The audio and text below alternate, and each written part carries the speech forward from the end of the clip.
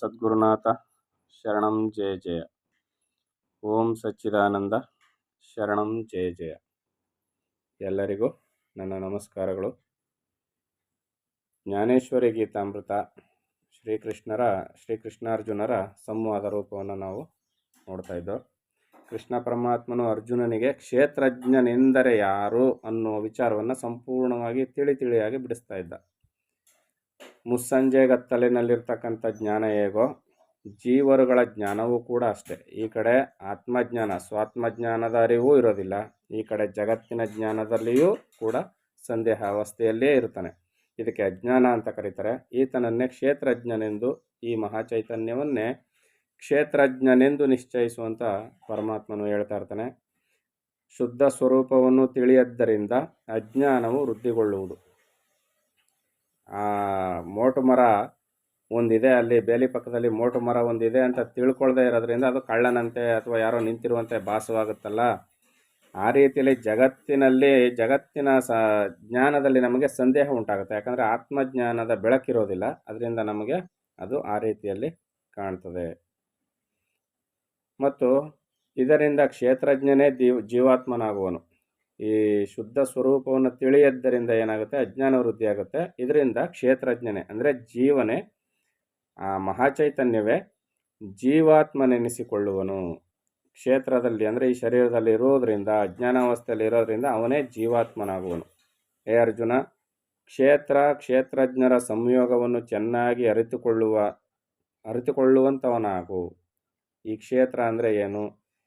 25 ತತ್ವಗಳಿಂದ ಆಗಿರ್ತಕ್ಕಂಥ ಈ ಕ್ಷೇತ್ರ ಹೇಗಿರ್ತದೆ, ಇದರಲ್ಲಿರ್ತಕ್ಕಂಥ ಕ್ಷೇತ್ರಜ್ಞ ಅಂದರೆ ಜೀವನೆನಿಸಿಕೊಂಡಿರುವ ಆ ಚೈತನ್ಯ, ಆ ಅಜ್ಞಾನ ಅಂದರೆ ಏನು, ಇವೆಲ್ಲವನ್ನು ಕೂಡ ಈಗ ನೀನು ಚೆನ್ನಾಗಿ ಅರಿತುಕೋ ಅರ್ಜುನ. ಮಾಯೆಯ ನೋಟವೇ ಅತಿ ವಿಚಿತ್ರವಾದದ್ದು. ಮಾಯೆ ಅಂದರೆ ಪ್ರಕೃತಿಯ ನೋಟ ಅತಿ ವಿಚಿತ್ರವಾದದ್ದು. ಮೂಲ ಸ್ವರೂಪಿಯಾದ ಆತ್ಮನು ಮಾಯೆಯ ಆಟದಿಂದ ತನ್ನನ್ನು ಮರೆತು ಬಹುಪರಿಯ ಶರೀರಗಳನ್ನು ಧರಿಸುವನು. ಈ ಮಾಯೆಯನ್ನು ಒಡಗೂಡಿದ ಪರಮಾತ್ಮನು ಆ ಮಾಯೆಯ ಬಹುಪರಿಯಾದ ಆ ಆಟವನ್ನು ನೋಡಿ ಮೈಮರೆತು, ಅಜ್ಞಾನದಿಂದ ಅಂತಲ್ಲ, ಇಲ್ಲಿ ಮೈಮರೆತು ಬಹುಪರಿಯ ಶರೀರಗಳನ್ನು ಧರಿಸುವನು. ಈಗ ಹುಚ್ಚನು ದಾರಿಯಲ್ಲಿ ತಿರುಗುತ್ತಾ ನಾನು ಅರಸನಾಗಿರುವೆನು ಎಂದು ಒದರುವಂತೆ, ಮೂರ್ಛೆಯಿಂದ ಎಚ್ಚೆತ್ತವನು ನಾನು ಸ್ವರ್ಗದಲ್ಲಿ ಇಂದ್ರ ಪದವಿಯನ್ನು ಪಡೆದನೆಂದು ಹೇಳಿಕೊಳ್ಳುವಂತೆ, ಆತ್ಮಜ್ಞಾನವನ್ನು ಮರೆತು ಭ್ರಾಂತಿಯಿಂದ ಸುತ್ತಲೂ ನೋಡಲು ಆತ್ಮತತ್ವಜ್ಞ ನಾನು ಸ್ವರ್ಗದಲ್ಲಿ ಇಂದ್ರ ಪದವಿಯನ್ನು ಪಡೆದನೆಂದು ಹೇಳಿಕೊಳ್ಳುವಂತೆ ಆತ್ಮತತ್ವವನ್ನು ಮರೆತು ಭ್ರಾಂತಿಯಿಂದ ಸುತ್ತಲೂ ನೋಡಲು ಅನೇಕ ಪರಿಯ ಸೃಷ್ಟಿಯ ರೂಪಗಳು ಕಾಣಿಸುತ್ತವೆ. ಜಗತ್ತಿನಲ್ಲಿ ಪರಿಪರಿಯಾದಂಥ ಬಗೆಯಾದಂಥ ಸೃಷ್ಟಿ ರೂಪಗಳು ಕಾಣಿಸ್ತಾ ಇದೆ. ಇದು ನಮ್ಮನ್ನು ಭ್ರಮೆಗೆ ಒಳಗೆ ಮಾಡುತ್ತೆ. ಆಕರ್ಷಣೆಯನ್ನು ಮಾಡಿಕೊಂಡು ನಮ್ಮನ್ನು ಭ್ರಮೆಯಲ್ಲಿ ತಳ್ಳುತ್ತದೆ. ಭ್ರಾಂತಿಯಿಂದ ಬಹುರೂಪಗಳನ್ನು ನೋಡುವನು. ಈ ಜೀವನು ಯಾವ ರೀತಿ ಭ್ರಾಂತಿಗೊಂಡನೆಂಬುದನ್ನು ಸ್ಪಷ್ಟಪಡಿಸುವನು. ಪ್ರಕೃತಿಯ ಆಕರ್ಷಣೆಗೆ ಒಳಗಾದಂಥ ಈ ಕ್ಷೇತ್ರಜ್ಞನು ಯಾವ ರೀತಿಯಲ್ಲಿ ಭ್ರಮೆಗೆ ಒಳಗಾದನು ಅನ್ನುವುದನ್ನು ನಾನು ನಿನಗೆ ಸ್ಪಷ್ಟಪಡಿಸ್ತೀನಿ, ಕೇಳು ಅರ್ಜುನ. ಅನಾದಿಯಾಗಿಯೂ ಸದಾ ಯುವತಿಯಾಗಿಯೂ ಅವರ್ಣನೀಯವಾಗಿ ಗುಣಯುಕ್ತಳಾಗಿಯೂ ಇರುವ ಅವಿದ್ಯಾ ತರುಣಿಯ ವ್ಯಾಪ್ತತೆಯು ಹೇಳಲು ಅಸದಳವಾಗಿದೆ. ಯಾರನ್ನ ಇಲ್ಲಿ ಇಷ್ಟು ಮಾತನ್ನು ಹೇಳಿರೋದು? ಪ್ರಕೃತಿಗೆ ಈಗ ಹೆಣ್ಣು ಅಂತ ಒಂದು ಸ್ಥಾನವನ್ನು ಕೊಟ್ಟು ಸದಾ ಯುವತಿಯಾಗಿಯೂ ಸದಾ ಯೌವನಸ್ಥಳಾಗಿಯೂ ಅವರ್ಣನೀಯವಾಗಿ ಗುಣಯುಕ್ತಳಾಗಿಯೂ ಇರುವ ಅವಿದ್ಯಾ ತರುಣಿಯ ವ್ಯಾಪ್ತತೆಯು ಹೇಳಲು ಅಸದಳವಾಗಿದೆ. ಎಲ್ಲೆಲ್ಲಿ ವ್ಯಾಪಿಸ್ಕೊಂಡಿದೆ ಪ್ರಕೃತಿ ಅಂದರೆ ಹೇಳಲು ಅಸದಳ. ಆದರೆ ಈಕೆಯನ್ನು ಅರಿತವರು ಮಾಯೆ ಎನ್ನುವರು. ರೂಪಾತೀತಳಿಗೆ ರೂಪ ಬಂದಿರುವುದು. ಮಾಯೆಗೆ ಅಥವಾ ಮೂಲ ಪ್ರಕೃತಿಗೆ ರೂಪವಿಲ್ಲ, ಆದರೆ ಇಲ್ಲಿ ರೂಪ ಕಾಣಿಸ್ಕೊಳ್ತಾ ಇದೆ. ಈಕೆಯು ನಿದ್ರಿಸುವವನ ಸಮೀಪದಲ್ಲಿರುತ್ತಾ ಎಚ್ಚೆತ್ತವರನ್ನು ಬಿಟ್ಟು ದೂರವಾಗಿರುವಳು. ಏನಾದ್ರೆ ಅರ್ಥ? ನಿದ್ರೆ ಮಾಡೋರ ಪಕ್ಕದಲ್ಲಿ ಕೂತ್ಕೊಂಡು ತಲೆನೇ ಒರೆಸ್ತಾ ತಟ್ಟುತ್ತಾ ಇರ್ತಾಳೆ, ಮಲ್ಕೋ ಅಂತ ಸಮಾಧಾನ ಮಾಡ್ತಿರ್ತಾಳೆ. ಅದರ ಅರ್ಥನ? ಅದು ಹಂಗಲ್ಲ. ಇದು ಇಲ್ಲಿ ಏನು ಹೇಳ್ತಾ ಇದ್ದಾನೆ ಅರ್ಜುನನಿಗೆ ಕೃಷ್ಣ ಪರಮಾತ್ಮ ಏನು ಹೇಳ್ತಾ ಇದ್ದಾನೆ ಅಂದರೆ, ನಿದ್ರಿಸುವವನ ಸಮೀಪದಲ್ಲಿರುತ್ತಾ ಎಚ್ಚೆತ್ತವರನ್ನು ಬಿಟ್ಟು ದೂರವಾಗುವಳು. ಅಂದರೆ ಇಲ್ಲಿ ಅಜ್ಞಾನಾವಸ್ಥೆಯಲ್ಲಿ ಇರ್ತಕ್ಕಂಥವ್ರ ಸಮೀಪದಲ್ಲೇ ಇರ್ತಾಳೆ ಯಾವಾಗಲೂ.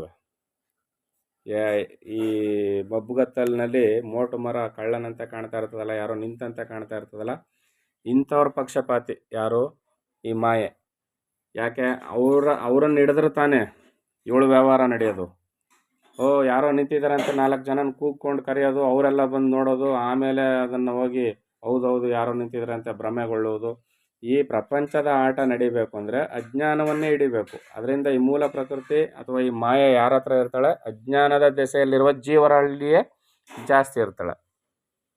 ಎಚ್ಚೆತ್ತವರನ್ನು ಬಿಟ್ಟು ದೂರವಾಗುವಳು. ಎಚ್ಚೆತ್ತವರು ಅಂದರೆ ಹಗಲಿನ ಬೆಳಕಿನಲ್ಲಿ ಇರತಕ್ಕಂಥವ್ರು, ಅಂದರೆ ಆತ್ಮಜ್ಞಾನದ ಬೆಳಕಿನಲ್ಲಿ ಇರ್ತಕ್ಕಂಥವರ ಬಳಿ ಮಾಯೆಯ ಆಟ ಏನೇನೂ ನಡೆಯೋದಿಲ್ಲ.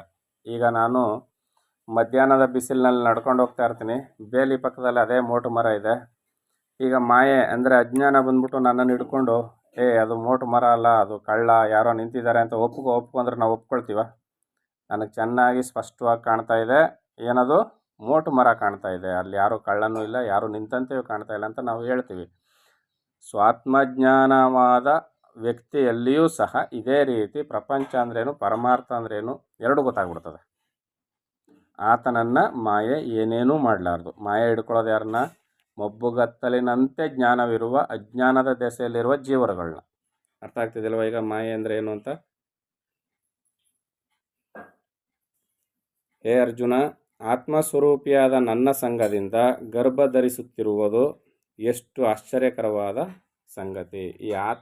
ಈ ಪ್ರಕೃತಿ ಗರ್ಭ ಧರಿಸುವುದು ಯಾರ ಸಂಘದಿಂದ ಅಂದರೆ ಆತ್ಮಸ್ವರೂಪಿಯಾದ ನನ್ನ ಸಂಘದಿಂದ. ಅಂದರೆ ಪರಮಾತ್ಮನ ಸಂಘದಿಂದಾಗಿ ಪ್ರಕೃತಿ ಜಗದುತ್ಪತ್ತಿ ಮಾಡ್ತಾಳೆ. ಗರ್ಭ ಧರಿಸುವುದು ಅಂದರೆ ಏನಿಲ್ಲಿ? ಜಗತ್ತನ್ನು ಉಂಟು ಮಾಡುವುದಕ್ಕೆ, ಅಂದರೆ ಈಕೆಯಲ್ಲಿ ಜಗತ್ತುಗಳು ಉತ್ಪತ್ತಿಯಾಗುವುದಕ್ಕೆ ತಯಾರಾಗಿರ್ತವೆ ಯಾವಾಗಲೂ. ಈ ಮಾಯೆಯು 8 ವಿಕಾರಗಳೆಂಬ ಗರ್ಭಧರಿಸಿ ವೃದ್ಧಿಗೊಳ್ಳುವಳು. ಈ ಪ್ರಕೃತಿ ಪುರುಷರ ಸಂಯೋಗದಿಂದ ಬುದ್ಧಿತತ್ವವು ಜನಿಸುವುದು. ಈಗ ನೋಡಿ, ಒಂದೊಂದಾಗಿ ಹೇಳ್ತಾ ಬರ್ತಾ ಇದ್ದಾರೆ. ಪರಮಾತ್ಮನ ಮತ್ತು ಮಾಯೆಯ ಸಂಘದಿಂದಾಗಿ ಏನು ಹುಟ್ಟುತ್ತದೆ? ಮೊದಲು ಬುದ್ಧಿತತ್ವವು ಜನಿಸುವುದು, ಬುದ್ಧಿ ಎನ್ನುವುದು ಹುಟ್ಟುತ್ತದೆ. ಆನಂತರ ಬುದ್ಧಿಯಿಂದ ಮನಸ್ಸು ಜನಿಸುವುದು. ಈ ಮನಸ್ಸಿಗೆ ಯೌವನಾವಸ್ಥೆಯು ಬರುತ್ತಲೇ ಅಹಂಕಾರವನ್ನು ಅಡೆಯುವಳು. ಮನಸ್ಸಿಗೆ ಯೌವನಾವಸ್ಥೆ ಬರ್ತಾ ಇದ್ದಾಗೆ ಅಹಂಕಾರವೆನ್ನುವುದು ತಲೆ ಎತ್ತಿ ಬಿಡುತ್ತದೆ. ನಾನು ಯಾರಿಗೇನು ಕಮ್ಮಿ, ನಾನು ಹೇಳ್ದಂಗೆ ಕೇಳಬೇಕು, ನನ್ನದೇ ನಡಿಬೇಕು ಅನ್ನೋದು ಯಾವಾಗ? ಮನಸ್ಸು ಹೆಚ್ಚು ಪ್ರಬಲವಾದಾಗ ಇದು ಅಹಂಕಾರ ಉತ್ಪತ್ತಿಯಾಗುತ್ತೆ. ಈ ಅಹಂಕಾರದಿಂದ ಪಂಚಮಹಾಭೂತಗಳು ಜನಿಸುವು. ಅನಂತರ ವಿಷಯೇಂದ್ರಿಯಗಳು ಹುಟ್ಟುತ್ತವೆ. ಈ ವಿಷಯೇಂದ್ರಿಯಗಳ ಕ್ಷೋಭದ್ವಾರ ತ್ರಿಗುಣಗಳು ಉತ್ಪನ್ನವಾಗುವು. ವಿಷಯೇಂದ್ರಿಯಗಳ ಕ್ಷೋಭೆ ಅಂದರೆ ತುಂಬ ವಿಕಾರತೆಗೆ ಅವುಗಳನ್ನು ಅನುಭವಿಸಬೇಕು, ಪಡಿಬೇಕು ಅನ್ನುವಂಥ ಒಂದು ಬುದ್ಧಿ ನಮ್ಮಲ್ಲಿ ಉದಿತವಾಗುತ್ತೆ. ಕ್ಷೋಭೆಗೆ ಒಳಗಾಗುತ್ತೆ. ಅಲ್ಲಿ ಶಾಂತತೆ ಇರೋದಿಲ್ಲ. ಕೋಪನೋ ಒಂದು ಹಪಾಪಿತನವೋ ಏನೋ ಇರ್ತದೆ. ಈ ರೀತಿಯಲ್ಲಿ ವಿಷಯೇಂದ್ರಿಯಗಳ ಕ್ಷೋಭೆಯಿಂದಾಗಿ ತ್ರಿಗುಣಗಳು ಉತ್ಪತ್ತಿಯಾಗುತ್ತವೆ. ನೀರಿನ ಸಹಾಯವು ದೊರೆಯುತ್ತಲೇ ಬೀಜಕಣಗಳು ಮೊಳೆತು ಮರವಾಗಿ ವಿಶಾಲವಾಗಿ ಹರಡುವಂತೆ ಗುಣಗಳ ಸಂಬಂಧವಾಗಲು ಮೂಲಮಾಯೆಯು ನಾಮರೂಪಾತ್ಮಕವಾದ ಜಗತ್ತೆಂಬ ಅಂಕುರವನ್ನು ಮಾಡಿ ಅನೇಕ ರೂಪಿನ ಜೀವರುಗಳನ್ನು ಜನ್ಮಿಸಿ ಹರಡುವಂತೆ ಮಾಡುವುದು ಮಾಯೆಯ ಕೆಲಸ.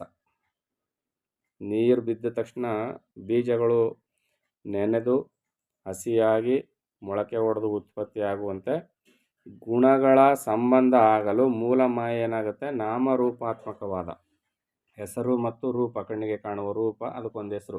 ಈ ನಾಮರೂಪಾತ್ಮಕವಾದ ಜಗತ್ತೆಂಬ ಅಂಕುರವನ್ನು ಮಾಡಿ ಅನೇಕ ರೂಪಿನ ಜೀವರಗಳು ಜನಿಸುವಂತೆ ಮಾಡ್ತಾಳೆ. ಹೇ ಸುಜನ ಶ್ರೇಷ್ಠನಾದ ಅರ್ಜುನ, ಇನ್ನು ಪ್ರಕೃತಿಯ ಗರ್ಭದಿಂದ ಅಂಡಜ, ಪಿಂಡಜ, ಸ್ವೇದಜ, ಉದ್ವಿಜವೆಂಬ 4 ವಿಧವಾದ